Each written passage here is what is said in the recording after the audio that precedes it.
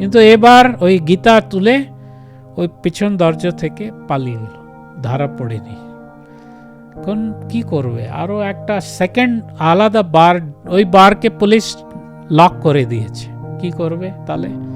আরো একটা বার খুঁজে ওখানে চাকরি পেয়েছে। গীতা তো হয়ে গেল, তাহলে কি করবে? ভক্তদেরকে লিখেছে আমাকে আরো একটা বইটা পাঠান। ওরা কিছু ভলিউম শ্রীমদ্ ভাগবতম, গীতার পর আসছে শ্রীমদ্ ভাগবত, ওই কিছু ভলিউম শ্রীমদ্ ভাগবতম ও দিয়েছে।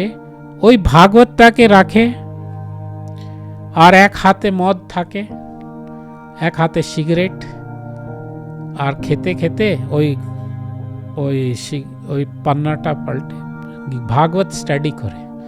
আর যখন কাস্টমার কল করে আবার যায়, আবার টাকা নিয়ে আসে, আবার বসে ওই ভাগবতম পড়তে থাকে। আবার রেড হলো, এইবার ধরা পড়েছে, পুলিশ নিয়ে গেছে।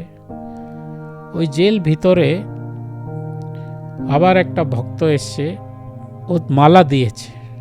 তাহলে জেল ভিতরে আমাদের এই ডান্সারটা কি করলো? ওই জপ ভগবানের হরিনাম শুরু করে দিয়েছে, হরে কৃষ্ণ কৃষ্ণ কৃষ্ণ হরে হরে, হরে রাম রাম রাম। আর কি করছে যে জেল ভিতরে প্রচারটাও করছে সবাইকে। তো জেল ভিতরে কি করেছে, আমি নিজে একটা জেল সেলে ওই আল্টারটা ভগবানের চিত্রটা রাখিয়েছে,